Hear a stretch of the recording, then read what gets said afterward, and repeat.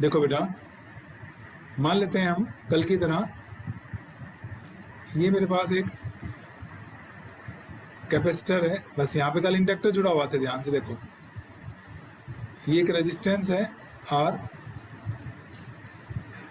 मैं फिर बता रहा हूँ बेटा, ये क्या है मेरे पास, एक बैटरी जोड़ी यानी डीसी सर्किट है। बस एग्जाम में यही ध्यान रखना कि कौन सी पूछी है। जैसे आरसी है बेटा, ये आरसी सर्किट है ना, इसको हम क्या बोलते हैं, आरसी सर्किट भी बोलेंगे।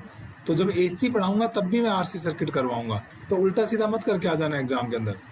यहाँ पे हमने की लगाई थी बेटा, K1 की कहा था हमने,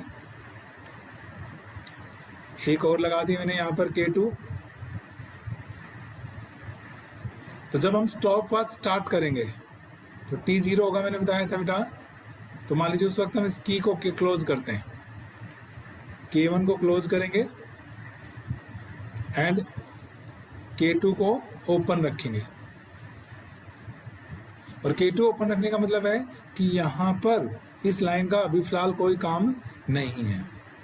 तो अब होगा क्या बेटा, T0 पर देखो बेटा, यहाँ से चार्ज फ्लो करेगा, चार्ज यहाँ पर आएगा।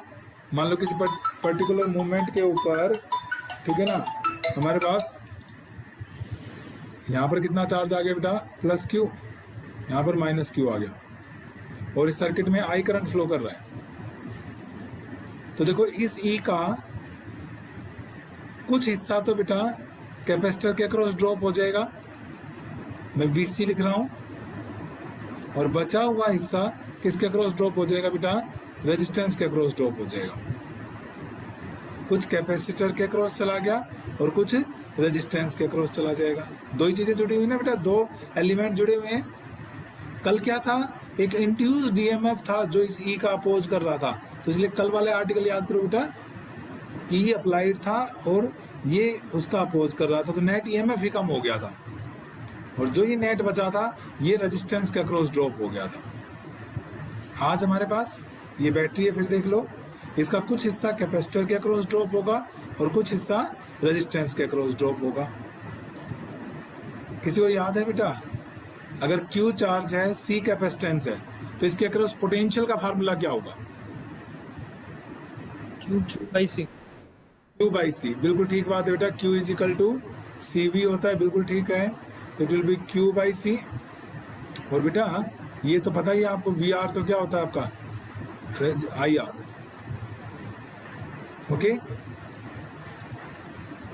E it is Q by C plus I को हम क्या लिख सकते हैं, dQ by dt into R। Clear. अब देखो, जब करंट मैक्सिमम हो जाएगा, when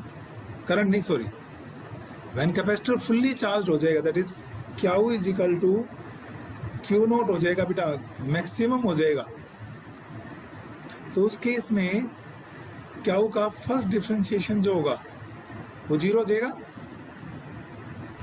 differentiation will be 0। Maxima minima की कंडीशन है ना भाई, मैक्सिमा हो चाहे मिनिमा हो, फर्स्ट डिफरेंशिएशन तो 0 हो जाता है। तो पुटिंग इन नंबर 1, देखो क्या है, E की जगह तो E है, Q की जगह अगर आप Q नोट पुट करेंगे तो ये 0 इंटू R। E कितना आ गया मेरे पास, it is Q note by C। E की वैल्यू आ गई, नंबर 1 में पुट कर दें, Q नोट बाई C बेटा equal to Q by C plus dQ by dt into R, और it is R dQ by dt। Q की term, ये C की टर्म से एक तरफ कर लेते हैं, ये हो गया Q note minus Q by C। और अगर मैं इसको फर्दर सोल्व करूंगा बेटा, तो मेरे पास ये आ जाएगा, हमारे पास dQ upon Q note minus Q, उधर हो गया बेटा, ये उधर चला जाएगा dt by RC। Variable separation, इसलिए मैंने कहा था कुछ कल जैसा सा ही आर्टिकल है, ओके। तो हमने कहा भाई जो हमारी अप्लाइड वोल्टेज थी उसका कुछ हिस्सा कैपेसिटर के अक्रॉस जो कि Q बाई सी होता है, कुछ रेजिस्टेंस के अक्रॉस ड्रॉप, और रेजिस्टेंस के अक्रॉस तो होता ही आई आर है। आई को हम लिख सकते हैं D Q by D T. Okay, तो ये इक्वेशन बन गई। फिर हमने कंडीशन लगाई मैक्सिमा की कि जब कैपेसिटर फुल्ली चार्ज हो जाएगा तो उस वक्त D Q by D T, maxima का डिफ्रेंशिएशन 0, तो यहाँ पुट किया Q naught by C plus 0 आ गया हमारे पास। ओके, तो E is Q naught by C, यहाँ पुट कर दिया, क्यू की टर्म्स एक तरफ कर ली, इंटीग्रेशन कर लें दोनों तरफ। ये देखो बेटा मैं दोनों तरफ क्या कर रहा हूँ, इसका इंटीग्रेट। वही T0 पर, T0 पे तो जस्ट हमने की को क्लोज किया था, there was no charge on the capacitor, क्योंकि कैपेसिटर की चार्जिंग है तो 0 से स्टार्ट करोगे ना बेटा।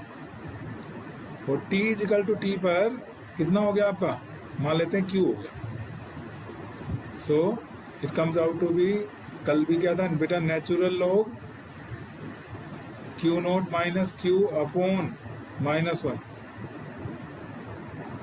इस Q का कोफिशिएंट माइनस है तो ये डिवाइड हो जाएगा बेटा यहाँ पर 0 से लेकर Q तक, it is 1 by are c, और डी टी का तो हो गया T, तो T माइनस 0 करो तो T माइनस जी कर लेना।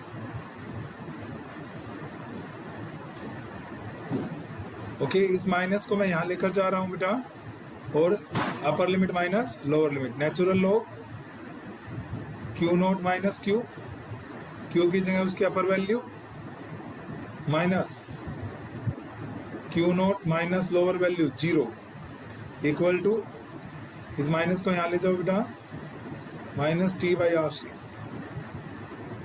log A minus log B, log A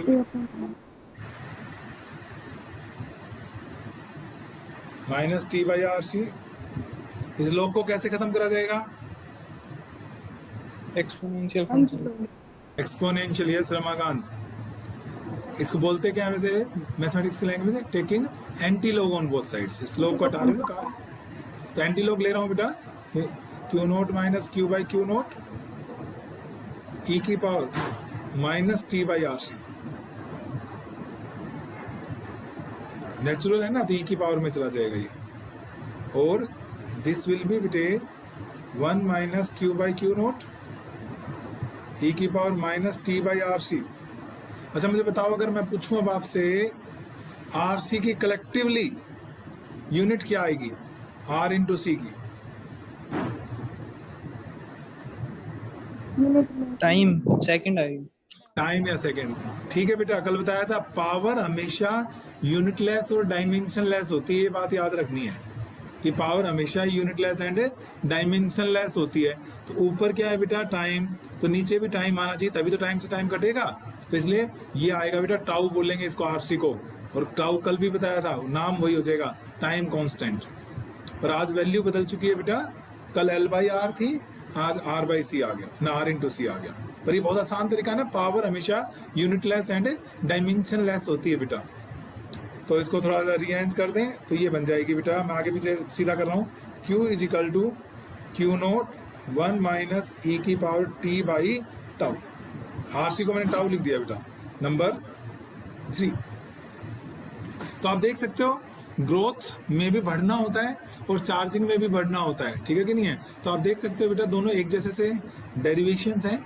बताओ इसमें कोई दिक्कत लग रही हो तो कोई स्टेप बता देता हूँ, अदरवाइज मैं रब कर रहा हूँ इसको, इस इक्वेशन 3 को आगे ले चले चलते हैं।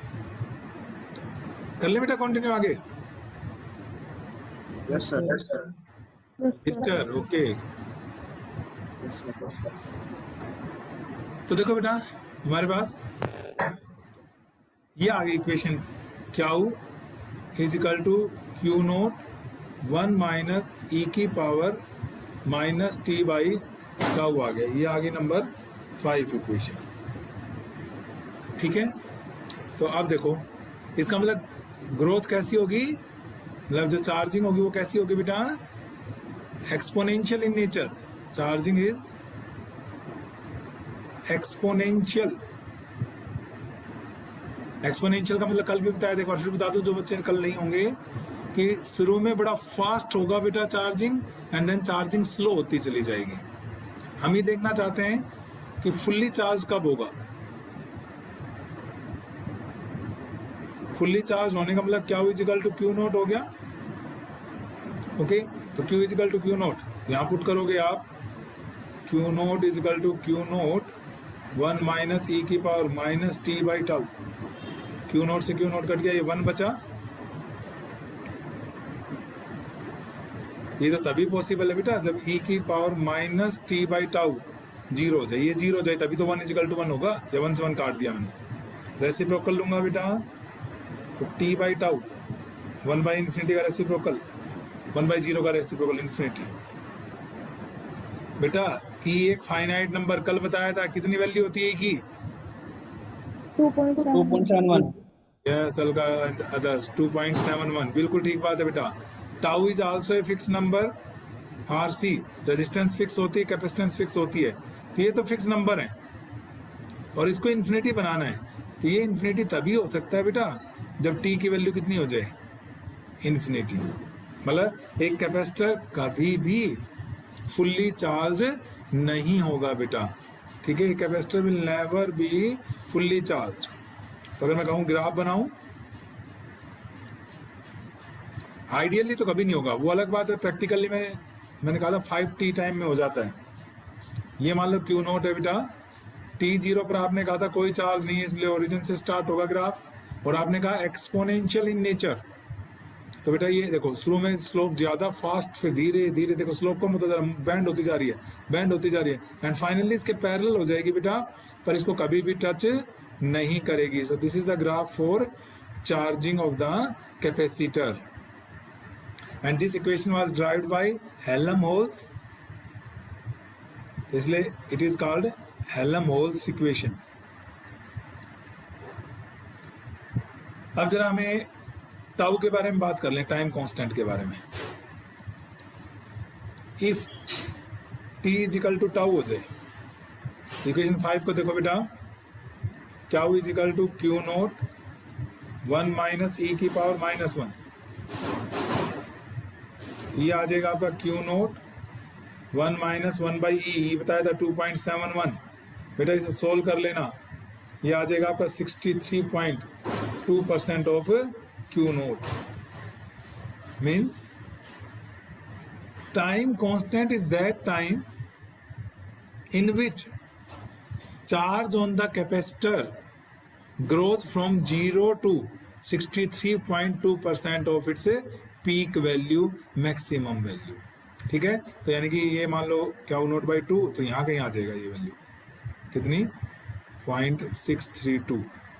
पॉइंट में लिखोगे तो परसेंटेज में लिखोगे तो ठीक है ना, हम बाद में ये हो जाएगा हमारे पास। और क्या हुआ हमारे पास, इसको यूं करें,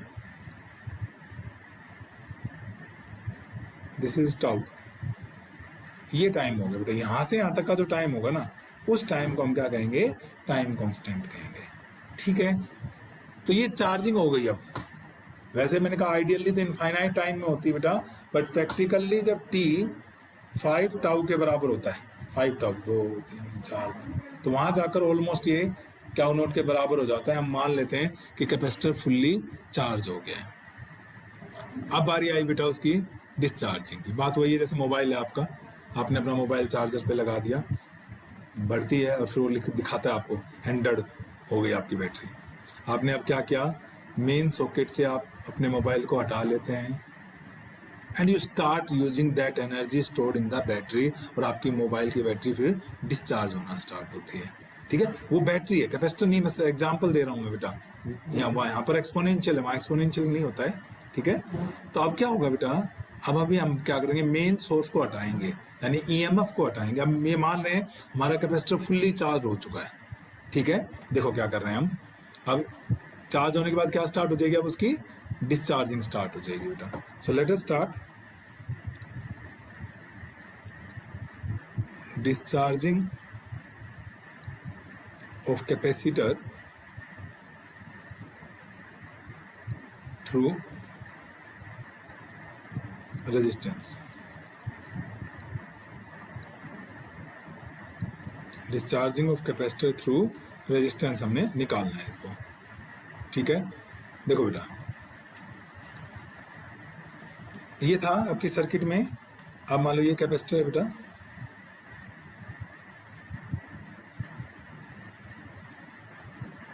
ये ठीक है, ये रेजिस्टेंस है, ये हो गया है मान लो, ठीक है। अभी हमारे मैंने कहा ये बैटरी थी बेटा। अरे अरे रचित, डोंट मेक फायरिंग्स।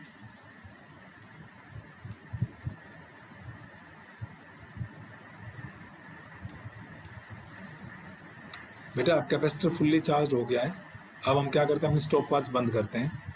मैंने बताया था हम टाइम स्टॉप वॉच की हेल्प से मापते हैं। दोबारा से हम स्टेप वॉच ऑन करेंगे। ऑन करेंगे तो इसको क्लोज कर रहे हैं उस टाइम पे और इसको ओपन बना रहे हैं। मतलब हम क्या कर रहे हैं, T0 पर K2 क्लोज कर रहे हैं बेटा एंड K1 ओपन कर रहे हैं। तो ये कैपेसिटर अब फुल्ली चार्ज है, यानी T0 पर आपके पास चार्ज कितना अवेलेबल है, Q0। लेकिन आपने ये क्लोज कर दिया तो बेटा यहाँ से इस चार्ज को फ्लो करने का रास्ता मिल गया। ये देख रहे हो, सर्किट तो कंप्लीट होगी ना K2 के थ्रू। तो यहाँ से चार्ज फ्लो करना शुरू कर देगा। फ्लो करने का मतलब समझते हैं क्या स्टार्ट हो जाएगी, इसकी डिस्चार्जिंग स्टार्ट हो जाएगी बेटा। और जो इलेक्ट्रोस्टैटिक एनर्जी थी धीरे धीरे वो इस रेजिस्टेंस की क्या बनना शुरू हो जाएगी बेटा, हीट एनर्जी बनना स्टार्ट हो जाएगी। ठीक है, खैर कोई बात नहीं। अब T0 पर देखते हैं। अब हमने क्या किया, इसको हटा दिया बेटा हमारे पास, ठीक है ना। तो ये E हटा दिया हमने, ठीक है। तो अब क्या बच गया, EMF तो 0, कुछ पर्टिकुलर टाइम पर इसके अक्रॉस मान लीजिए कुछ है और कुछ इसके अक्रॉस है। भाई इसमें से करंट फ्लो कर रहा है क्योंकि इसकी डिस्चार्जिंग हो रही है, तो करंट तो आ रहा है, इसको मिल रहा है। ओके, और करंट मिल रहा है इसमें, तो इसके अक्रॉस ड्रॉप होगा। जब तक इसकी फुल्ली चार्जिंग ना हो, डिस्चार्जिंग ना हो जाए बेटा, इसके अक्रॉस भी कुछ वोल्टेज रहेगी, ठीक है। पर सोर्स ऑफ EMF नहीं है, बस E की जगह 0 पुट कर दिए, जो पिछला आर्टिकल हमारी शुरुआत में लिखा था। It is 0, it is Q/C and this is IR। Okay, I को क्या लिख सकते हैं, अभी बताया था बेटा, dQ/dt इंटू R बेटा। वैसे ही हम क्या करेंगे, वेरिएबल सेपरेशन कर लें, dQ/dt माइनस Q/RC। Q को नीचे ले जाओ, dt को ऊपर ले आओ बेटा। dQ/Q 1/RC into dt। Integration कर लें, लिमिट्स बताओ। T0 पर चार्ज की लिमिट Q0। यस हल्का, ठीक है बेटा। डिस्चार्जिंग शुरू किया ना बेटा, तो शुरू में T0 पर Q0, और हमें मान लो T टाइम पे चेक करना है कितना, तो T टाइम पे हम Q मान लेते हैं। तो dQ/Q तो वही हो गया बेटा, नेचुरल लॉग Q, Q0 से Q तक, it is minus 1/RC, dt का T minus 0 lower limit, this is upper limit minus lower limit T/RC। ये वही चलेगा बेटा, log A minus log B, log Q/Q0 minus T/RC। Okay, तो anti log ले लें पिछली बार की तरह। तो क्या आ जाएगा देखो, Q/Q0 e⁻⁻ minus T/RC। Q आ गया बेटा, Q0 e⁻⁻ minus T/RC। It means जैसे चार्जिंग एक्सपोनेंशियल थी बेटा, वैसे ही डिस्चार्जिंग भी क्या है, एक्सपोनेंशियल इन नेचर है। मतलब शुरू में तो बहुत फास्टली डिके होगा चार्ज, एंड देन धीरे धीरे धीरे क्या हो जाएगा बेटा, इंक्रीज करना शुरू कर दिया, exponential in nature. It will B exponential in nature. बताओ ठीक है भाई, यहाँ तक की बात है। और ये वही कौन से साइंटिस्ट की इक्वेशन है ये? हेल्महोल्ट्ज। सब इक्वेशन हेल्महोल्ट्ज की गिवन है। और आरसी को टाउ लिखेंगे बेटा, तो इक्वेशन इस फॉर्म में भी लिखी जा सकती है।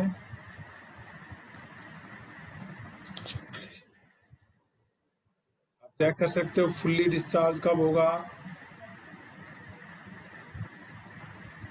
फुल्ली डिस्चार्ज क्यू की वैल्यू 0 हो, ठीक है, तो ई की power minus T by tau 0 हो जाए। ठीक है, तभी नेहा अपना बेटा माइक बंद करो।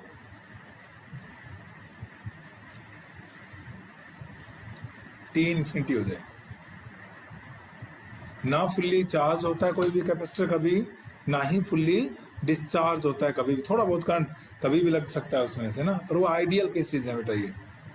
ओके, अगर टाउ डिफाइन करना है आपने, if tau is equal to t हो जाए, Q इज इक्वल टू हो गया बेटा Q note e raise to power -1, that is Q note by e, Q note by 2.71। तो बेटा इसको डिवाइड करोगे तो आएगा 0.368, that is 36.8% of Q nought. Means एक डेफिनेशन चाहिए वहां से दे सकते थे, चाहिए यहाँ से क्या, time constant is that time, time constant is that time in which charge through a capacitor falls, क्योंकि डीके हो रहा है ना बेटा, या charge in the capacitor falls from its peak value to 36.8% of its peak value. ठीक है, अपनी पीक वैल्यूज का 36.8% जिस टाइम के बाद रह जाएगा,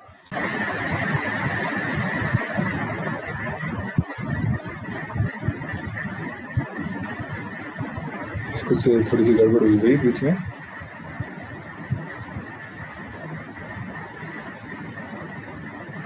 तो जिस टाइम के बाद बेटा चार्ज, मैं ग्राफ से समझाऊं आपको कि भाई ये कर लें,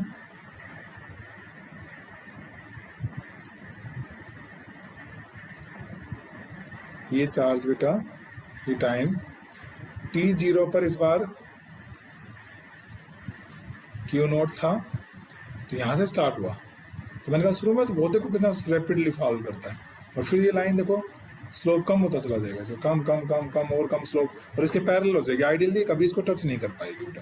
तो ये जो हो गया, ये किसका ग्राफ हो गया बेटा, डिस्चार्जिंग का ग्राफ हो गया। और ये देखो, ये मान लो 50% Q नोट बाई 2, यहाँ कहीं हो जाएगा 36.8, परसेंटेज में लिखो दो ऑफ Q नोट। तो जहां पर ये होगा,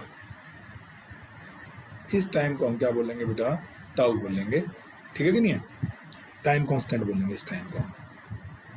सही है। तो इसी तरीके से बेटा, इसी में मैं दूसरा ग्राफ बनाऊं, हमारा चार्जिंग का ये था,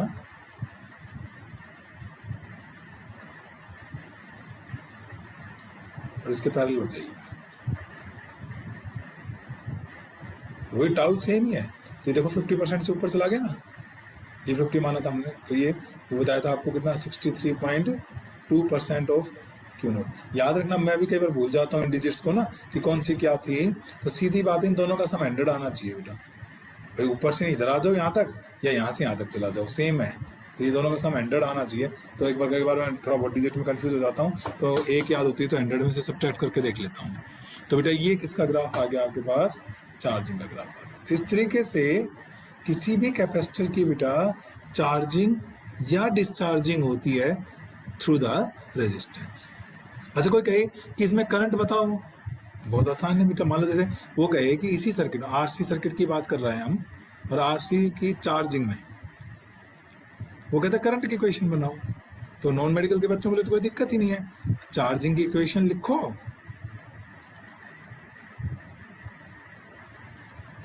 चार्जिंग की आप इक्वेशन लिखेंगे बेटा, ठीक है। और इसका क्या कर देंगे हम, डिफ्रेंशिएशन कर देंगे, I is equal to D Q by D T. तो आ जाएगा Q नोट 0 1 का ई का माइनस टी बाई टाउ और माइनस 1 बाई टाउ आई आ जाएगा आपके पास Q naught by tau E raise to power minus T by. ठीक है बेटा, जब चार्ज की इक्वेशन पता हो तो करंट तो आप इजीली निकाल सकते हैं by differentiating that equation with respect to time. ऐसे डिस्चार्जिंग वाली इक्वेशन लिख लेना बेटा और उसको भी फिर आप क्या कर सकते हो, सोल्व कर सकते हो। तो ये तो हमारे पास क्या थी, चार्जिंग थी कैपेसिटर की थ्रू रेजिस्टेंस। ओके, अब मैं करवा रहा हूं आपको चार्जिंग, वो थोड़ा अलग सर्किट बनेगी। अब देखना, चार्जिंग ऑफ कैपेसिटर ही करवा रहा हूं बेटा through inductor.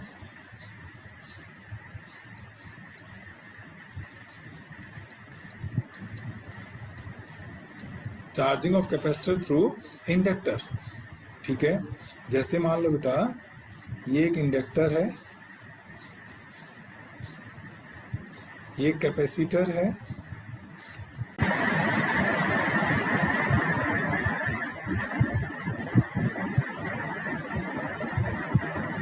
so there is some net issue today.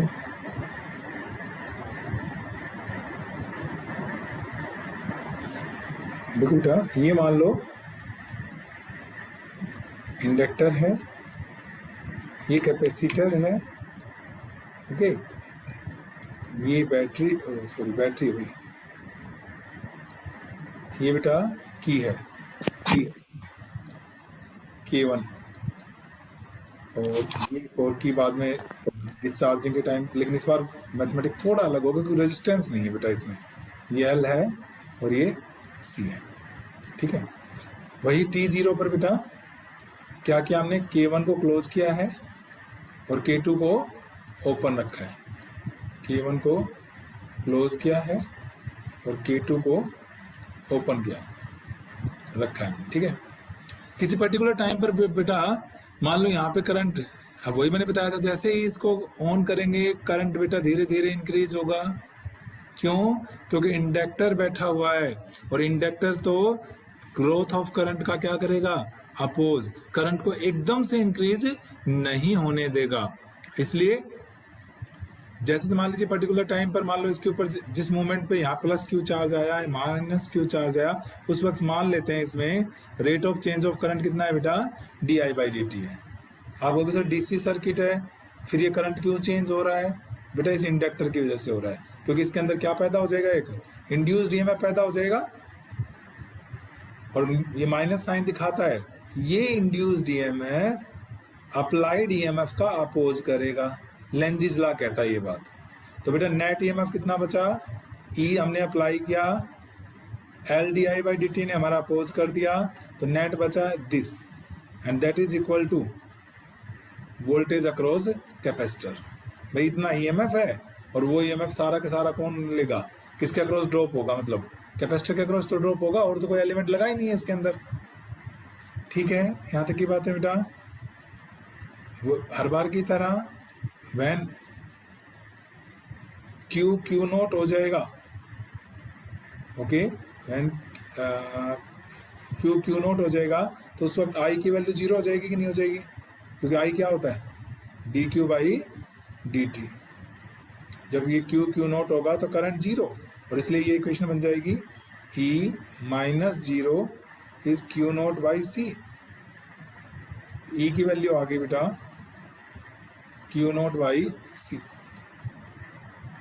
Putting in 1, E देखो बेटा, E की जगह तो पुट कर दो Q0/C -L ddt बेटे, I की जगह पुट कर रहा हूं मैं dq/dt। ये थोड़ा अलग तरीके का आएगा, देखो डबल डिफरेंशिएशन, सेकंड ऑर्डर की डिफरेंशियल इक्वेशन की तरफ जाएंगे हम शायद, and this is Q/C,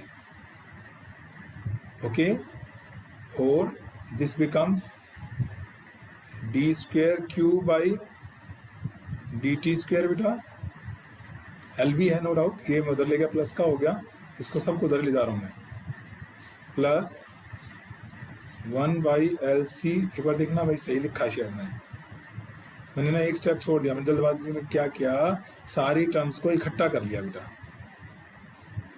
clear है वाली बात? D square Q by D T square बेटा, उधर जाकर प्लस का और ये क्यू नॉट उधर जाकर माइनस का, एल से डिवाइड कर दिया। Put Q minus Q naught is equal to x,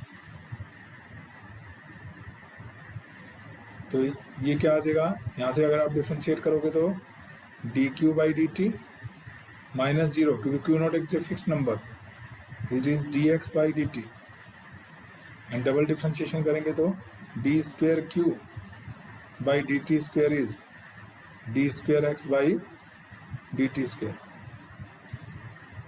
putting in 3, ये बन गया बेटा D square X by D T square plus 1 by L C and Q minus Q naught is x.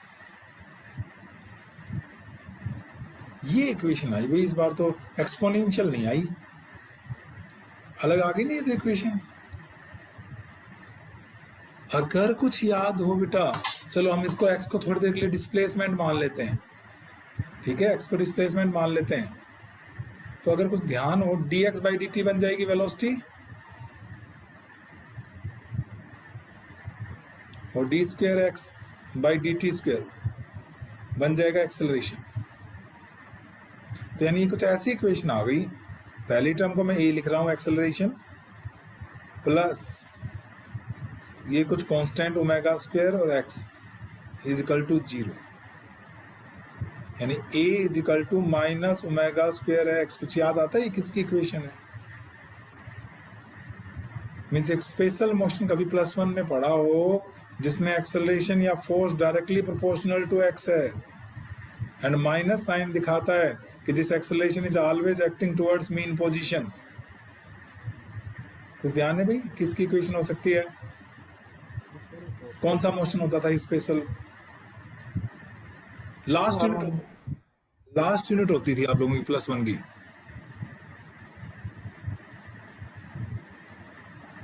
हाँ भाई, याद आया होगा।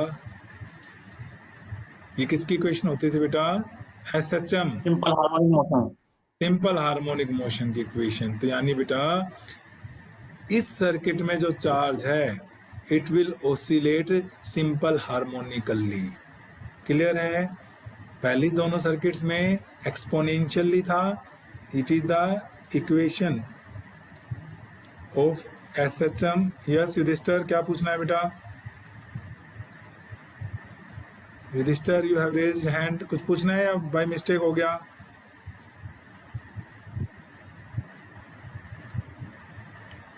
चलो, इक्वेशन ऑफ SHM है, ठीक है, this is the equation of SHM and hence charge जो होगा बेटा ओसिलेट्स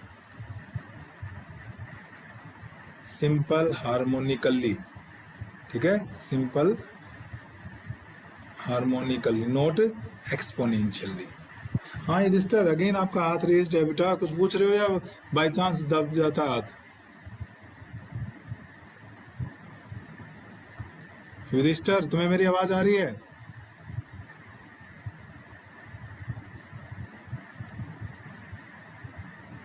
नहीं आ रही शायद,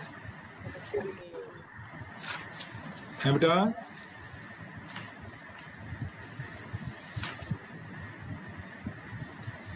चलो फिर आगे थोड़ा जल्दी से खत्म करते हैं इसको, चार्जिंग कर, क्योंकि क्लास का पता नहीं कभी भी ऑफ हो सकती है। बेटा फिर से एक बार देखो हमारे पास, हमने कहा कि ये चीज है बेटा, सिंपल वही था। ये कल भी क्या था?